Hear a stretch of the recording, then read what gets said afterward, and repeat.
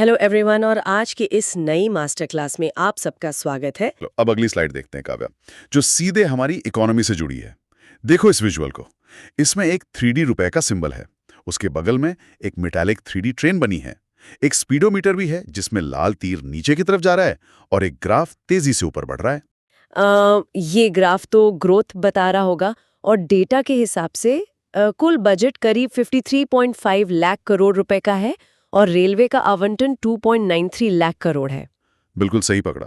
और जो GDP growth अनुमानित है वो 6.8% से 7.2% के बीच है। साथ ही हमारा कुल निर्यात यानी एक्सपोर्ट 825.3 बिलियन डॉलर पर पहुंच गया है। वाह, ये तो काफी बड़ा नंबर है। पर सर एक और डेटा पॉइंट यहाँ अलग से हाईलाइट किया गया है, एमएसएमई का 35.4% मैन्युफैक्चरिंग कंट्रीब्यूशन। इसको इतना अलग से क्यों हाईलाइट किया गया है? ये बहुत अच्छा डाउट है। देखो कव्या, एमएसएमई यानी माइक्रो, स्मॉल और मीडियम एंटरप्राइजेज हमारी इकोनॉमी की रीढ़ की हड्डी हैं। बड़े उद्योग भले ही खबरों में रहते हैं, पर सबसे ज्यादा रोजगार यही छोटे उद्योग देते हैं। इसलिए एमएसएमई के इस कंट्रीब्यूशन को समझना इकोनॉमी के लिए बहुत महत्वपूर्ण है। अच्छा, मतलब रोजगार के नजरिए से ये बहुत बड़ा फैक्टर है।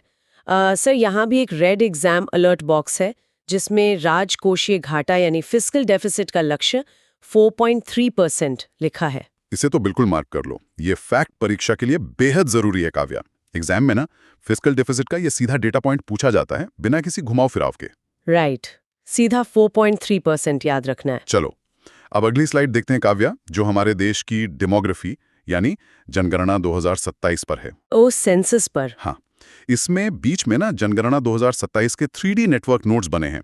एक क्लाउड वाला स्मार्टफोन है, एक 3D कैलेंडर है और एक सैंड आर्ट का आइकन है जो आपस में जुड़े हुए हैं। ये सैंड आर्ट का आइकन थोड़ा यूनिक लग रहा है और डेटा कहता है कि ये कुल 16वीं और स्वतंत्र भारत की 8वीं जनगणना है जो 1 अप्रैल 2026 से शुरू होगी पूरी 16 भाषाओं में। एकदम सही। और इसका शुभंकर यानी मैस्कॉट प्रगति और विकास है। अब वो सैंड आर्ट आइकॉन इसलिए है क्योंकि इसके ब्रांड एम्बेसडर मशहूर सैंड आर्टिस्ट सुदर्शन पटनायक हैं। ओह वाओ, ये काफी इंटरेस्टिंग फैक्ट है। पर सर मुझे एक प्रैक्टिकल डाउट आ रहा है यहाँ। इसमें सेल्फ एन्यूमरेशन पोर्टल की बात की गई है। भारत जैसे विशाल और विविधता वाले देश में जहाँ इंटरनेट हर जगह नहीं है, वहाँ लोग खुद से फॉर्म भरने वाला सिस्टम कितना कारगर होगा? तुम्हारा सोचना बिल्कुल जायज है काव्या, पर सरकार ने इसे अर्बन एरियाज के लिए डिजाइन किया है ताकि वहां का प्रोसेस फास्ट हो सके और फील्ड वर्कर्स रूरल एरियाज पर ज्यादा ध्यान दे सकें। ये एक हाइब्रिड अप्रोच है। अच्छा, मतलब दोनों तरीके यूज होंगे। सर यहाँ एक बड़ा रेड एग्जाम अलर्ट बॉक्स है जहाँ लिखा है पहली बार 100% डिजिटल। हाँ, और इस बातों में विशेष जोर देना चाहूंगा। डिजिटल इंडिया के लिहाज से ये एक ऐतिहासिक कदम है। पेपरलेस जनगणना हो रही है तो एग्जाम में इस फैक्ट का आना लगभग तय है। Got it. चलो अब अगली स्लाइड देखते हैं काव्या, जहां खेल जगत की बात हो रही है। ये स्लाइड ध्यान से देखना। यहाँ एक 3D क्रिकेट की लाल गेंद, टेनिस की पीली गेंद और एक भारी 3D वेट लिफ्टिंग प्लेट का विजुअल मेटाफर है। विजुअल तो क्लियरली क्रिकेट, टेनिस और वेट लिफ्टिंग बता रहा है। यहाँ डोमेस्टिक और ग्लोबल टूर्नामेंट्स की लिस्ट है। घरेलू में रणजी ट्रॉफी जम्मू कश्मीर ने जीती है, सैयद मुश्ताक अली झारखंड ने और विजय हजारे विदर्भा ने। और ग्लोबल लेवल पर देखें तो ऑस्ट्रेलियन ओपन पुरुष वर्ग में कार्लोस अल्काराज ने और महिला वर्ग में एलेना राइबाकिना ने जीता है। और हाँ, महिला ओडीआई विश्व कप में भारत ने दक्षिण अफ्रीका को हरा दिया है। ये तो बहुत गर्व की बात है। पर सर मेरा ध्यान जम्मू कश्मीर की रणजी जीत पर जा रहा है। क्या उनका ये जीतना भारतीय घरेलू क्रिकेट में किसी नए युग की शुरुआत माना जा सकता है? बिल्कुल माना जा सकता है काव्या। ये दिखाता है कि क्रिकेट अब सिर्फ बड़े शहरों तक सीमित नहीं है। टैलेंट देश के हर कोने से आ रहा है और डोमेस्टिक स्ट्रक्चर सच में मजबूत हुआ है। सही बात है। सर यहाँ red exam alert box weight lifting से जुड़ा है। इसमें लिखा है मीराबाई चानू ने विश्व भारोत्तोलन चैंपियनशिप में रजत पदक यानी सिल्वर मेडल जीता है। और यही ट्रैप होता है काव्या। अक्सर छात्र सिर्फ गोल्ड मेडल याद रखते हैं और बाकी भूल जाते हैं। इसलिए एग्जाम के पॉइंट ऑफ व्यू से इस सिल्वर मेडल को याद रखना बहुत बहुत जरूरी है। हाँ, एग्जामिनर सिल्वर मेडल देकर कंफ्यूज कर सकता है। चलो अब अगली स्लाइड देखते हैं काव्या, जहां दुनिया और देश के प्रतिष्ठित पुरस्कारों का जिक्र है। यहाँ विजुअल में खूब सजे हुए 3D गोल्डन मेडल और चमकती हुई ट्रॉफीज दिखाई गई हैं। ट्रॉफीज का विजुअल बहुत प्रीमियम लग रहा है। डेटा के हिसाब से 79वें बाफ्टा में सर्वश्रेष्ठ film one battle after another रही, बेस्ट एक्टर रॉबर्ट अरामायो और पहली भारतीय विजेता फिल्म बनी बंग, जो मणिपुरी भाषा में है। सही पड़ा। और ग्लोबल लेवल पर देखो तो नोबेल शांति पुरस्कार 2025 मारिया कोरिना मचाडो को मिला है, शास्त्रा रामानुजन पुरस्कार अलेक्जेंडर स्मिथ को, और टाइम 100 सूची में रणबीर कपूर शामिल हैं। वाओ।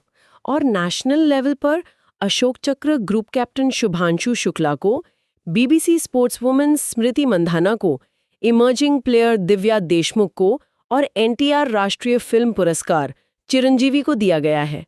पर सर एक मिनट, बाफ्टा में मणिपुरी भाषा की फिल्म बैंग का जीतना, ऐसे ग्लोबल मंच पर रीजनल फिल्म का पहुंचना कितनी बड़ी बात है? ये बहुत बड़ी बात है काव्या। ये दिखाता है कि कहानी में दम हो तो भाषा कोई बाधा नहीं होती। ये भारतीय सिनेमा, खास तौर पर नॉर्थ ईस्ट सिनेमा के लिए एक बहुत बड़ा माइलस्टोन है। सच में ये बहुत इंस्पायरिंग है। सर, यहाँ एक रेड एग्जाम अलर्ट बॉक्स है जो नोबेल शांति पुरस्कार 2025 मारिया कोरिना मचाडो पर हाईलाइट किया गया है। देखो काव्या, और जो भी स्टूडेंट्स सुन रहे हैं, नोबेल पुरस्कार हर एग्जामिनर का सबसे पसंदीदा सवाल होता है। इसे तो नींद में भी याद रखना चाहिए। हाँ, बिल्कुल सर, नींद में भी नहीं भूलेंगे। चलो अब अगली स्लाइड देखते हैं काव्या, जो अंतर्राष्ट्रीय नेतृत्व और नई नियुक्तियों पर केंद्रित है। देखो यहाँ विजुअल में कुछ 3D ग्लॉसी बटन्स हैं जिनके अंदर अलग अलग देशों के झंडे चमक रहे हैं। फ्लैग्स काफी क्लियर हैं। डेटा के मुताबिक बांग्लादेश के 11वें प्रधानमंत्री तारिक रहमान बने हैं, नेपाल के सबसे युवा प्रधानमंत्री बालेंद्र शाह, ईरान के नए सुप्रीम लीडर मुज्तबा खामेने और महाराष्ट्र की नई उप मुख्यमंत्री सुनेत्रा पवार बनी हैं। ये सारी नई नियुक्तियां हैं जो पॉलिटी और करंट अफेयर्स दोनों के लिए इंपॉर्टेंट है। पर सर, यहाँ जापान का भी जिक्र है, जहाँ पहली महिला प्रधानमंत्री सनाए तकाइची बनी है। क्या इससे जापान के जो traditional male dominated political structure है उसमें कोई बड़ा बदलाव आएगा? तुमने बिल्कुल सही नस पकड़ी है। जापान की सोसाइटी काफी ट्रेडिशनल रही है। वहां एक महिला का इस शीर्ष पद पर आना एक बहुत बड़ा सिंबॉलिक और प्रैक्टिकल शिफ्ट है। ये इंटरनेशनल पॉलिटिक्स में बहुत मायने रखता है। राइट। और जो रेड एग्जाम अलर्ट बॉक्स है वो भी इसी पॉइंट पर है, जापान की पहली महिला प्रधानमंत्री सनाए तकाइची। इस तथ्य पर मैं खास जोर दूंगा काव्या, क्योंकि जहां भी पहली महिला वाली नियुक्तियां होती हैं, एग्जाम्स में वो सवाल हमेशा हर हाल में पूछे जाते हैं। समझ गई। पहली महिला कीवर्ड्स को ध्यान में रखना है। चलो अब अगली स्लाइड देखते हैं काव्या, जो देश की सुरक्षा और अंतरिक्ष की उड़ानों के बारे में है। इसका विजुअल बड़ा शानदार है। एक मजबूत 3D मेटालिक ढाल यानी शील्ड है, हवा में उड़ते फाइटर जेट्स हैं और अंतरिक्ष की ओर जाता हुआ एक 3D रॉकेट ओरियन दिखाया गया है। विजुअल से ही लग रहा है कि ये डिफेंस और स्पेस का सेक्शन है। यहाँ लिखा है वायु शक्ति अभ्यास जैसलमेर में हुआ, हरिमाऊ शक्ति बीकानेर में, कोंकण अभ्यास भारत और ब्रिटेन के बीच, और 14वां इक्यूवेरन त्रिवेंद्रम में। और हाँ, हैमर मिसाइल का निर्माण BEL और फ्रांस की सफ्रान कंपनी कर रही है। बिल्कुल। और अगर स्पेस की बात करें तो नासा का आर्टेमिस 2 मिशन चर्चा में है, जिसमें ओरायन यान जा रहा है, और इसरो ने अपना सबसे भारी संचार उपग्रह CMS-03 लॉन्च किया है। सर, एक डाउट है यहाँ मुझे डिफेंस अभ्यास से। ये जो इक्यूवेरन अभ्यास है, ये तो आमतौर पर मालदीव्स के साथ होता है ना, तो इस बार इसका त्रिवेंद्रम में होना, क्या ये कोई स्ट्रेटेजिक संकेत देता है? बहुत शार्प ऑब्जर्वेशन है काव्या। देखो, मालदीव्स के साथ हाल ही में जो जियोपॉलिटिकल उतार चढ़ाव आए हैं, उसके चलते इस अभ्यास को भारत में शिफ्ट करना एक क्लियर डिप्लोमेटिक और स्ट्रेटेजिक मैसेज है कि हम अपनी सुरक्षा को लेकर कितने सीरियस हैं। मतलब ये सिर्फ लोकेशन चेंज नहीं है, एक डिप्लोमेसी का हिस्सा है। सर, यहाँ जो रेड एग्जाम अलर्ट बॉक्स है, उसमें नासा के आर्टेमिस 2 मिशन की तय की गई रिकॉर्ड दूरी लिखी है, 25,07,525 मील। हाँ, और ये एग्जैक्ट नंबर है। विज्ञान और तकनीक वाले हिस्से में एग्जामिनर आपसे ये सटीक नंबर एग्जाम में पूछ सकता है। इसे रफली नहीं, एग्जैक्ट याद करना है। एग्जैक्ट 25,07,525 मील। ठीक है। चलो अब अगली स्लाइड देखते हैं काव्या, जहां इंडेक्स और भारत की रैंकिंग्स दी गई हैं। यहाँ कुछ 3D स्लाइडर स्केल्स और मीटर्स दिख रहे हैं, जिन पर एक गोल्डन पिन से भारत और टॉप देशों की रैंक मार्क की गई है। इंडिकेटर्स काफी क्लियर हैं इसमें। यहाँ महिला शांति और सुरक्षा सूचकांक में टॉप पर डेनमार्क है और भारत 131वें स्थान पर है।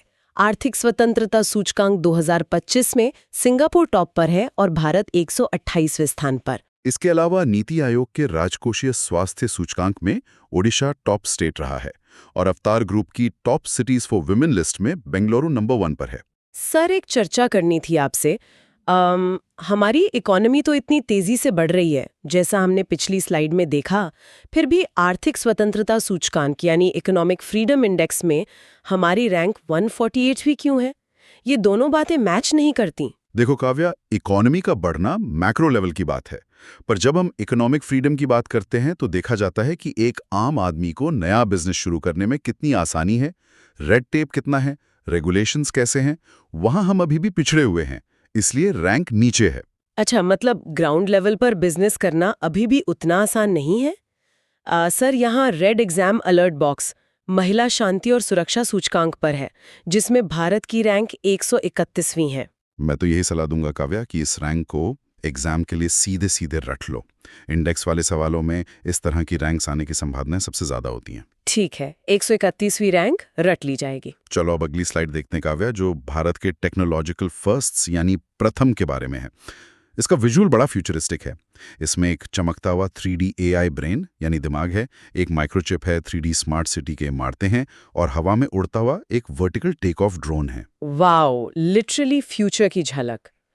कंटेंट में लिखा है कि पहला AI पावर्ड विश्वविद्यालय चौधरी चरण सिंह यूनिवर्सिटी यूपी बन गया है। पहली सेमीकंडक्टर ATMP परियोजना सानंद गुजरात में लगी है। भारत का पहला झुग्गी मुक्त शहर चंडीगढ़ बन गया है और पहली डीप टेक स्टार्टअप नीति लागू करने वाला राज्य तमिलनाडु है। ये सारे ही फैक्ट्स अपने आप में बहुत महत्वपूर्ण हैं, क्योंकि ये भारत की उन्नति का ब्लूप्रिंट है। IIT मद्रास की पहली वर्टिकल टेक ऑफ यानी VTOL तकनीक का जिक्र है।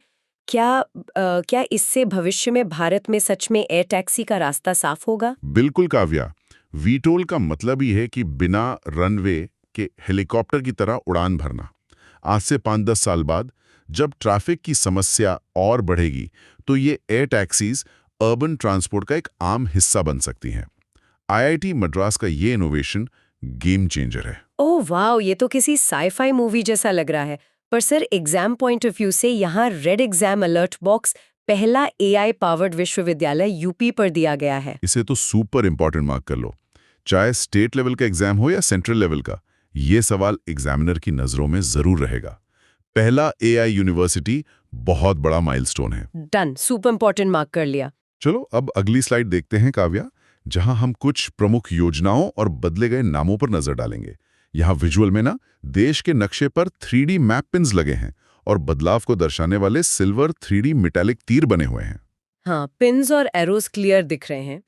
प्रमुख योजनाओं में है मेरी रसोई योजना पंजाब की, इंदिरामा परिवार जीवन बीमा तेलंगाना की, महंजे घर योजना गोवा की, पिंक सहेली कार्ड दिल्ली में और मुख्यमंत्री ग्रामोदय योजना गुजरात की। और नए नामों को भी देख लो।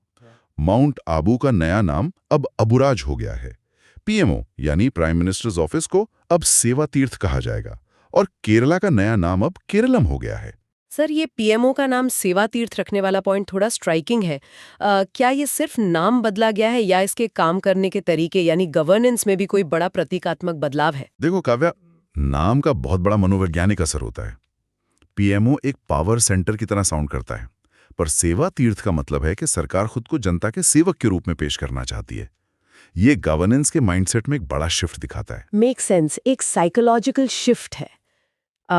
यहाँ रेड एग्जाम अलर्ट बॉक्स में लिखा है कि अदमपुर हवाई अड्डे का नया नाम अब गुरु रविदास महाराज हवाई अड्डा हो गया है। मैं हमेशा स्टूडेंट्स को समझाता हूँ काव्या कि इंफ्रास्ट्रक्चर से जुड़े ऐसे नाम बदलाव एग्जाम में जरूर आते हैं, इन्हें लाइटली बिल्कुल मत लेना। सही बात है, इंफ्रास्ट्रक्चर और नए नाम हमेशा पूछे जाते हैं। चलो अब अगली स्लाइड देखते हैं काव्या, जिसका विषय पर्यावरण और प्रकृति है।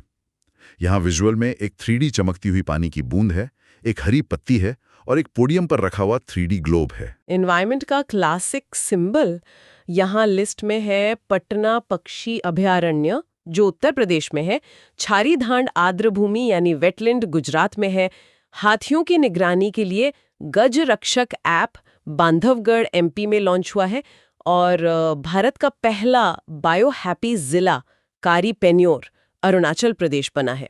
इसके अलावा world green economy summit Dubai में हुई और राष्ट्रीय भूमि प्रशासन सम्मेलन गांधीनगर में हुआ। बिल्कुल सही समरी दी तुमने। पर सर एक डाउट है जो शायद बहुत स्टूडेंट्स को होगा। इसका नाम पटना पक्षी अभयारण्य है, पर यह बिहार में न होकर उत्तर प्रदेश में है। क्या ये नाम सिर्फ कंफ्यूज करने के लिए रखा गया है? हाँ, रखा तो शायद किसी ऐतिहासिक कारण से होगा, पर एग्जामिनर इसका पूरा फायदा उठाता है काव्या। और देखो, तुम्हारा जो रेड एग्जाम अलर्ट बॉक्स है वो भी इसी पटना पक्षी अभयारण्य उत्तर प्रदेश पर है। हाँ, सच में। एग्जामिनर हमेशा ऐसे ही कंफ्यूज करने वाले नाम एग्जाम में देता है ताकि बच्चे जल्दबाजी में बिहार टिक कर दें। इसलिए इसे खास ध्यान से याद रखना है कि पटना नाम होने के बावजूद ये यूपी में है। ये तो पक्का एग्जाम ट्रैप है। इसे तो डबल सर्कल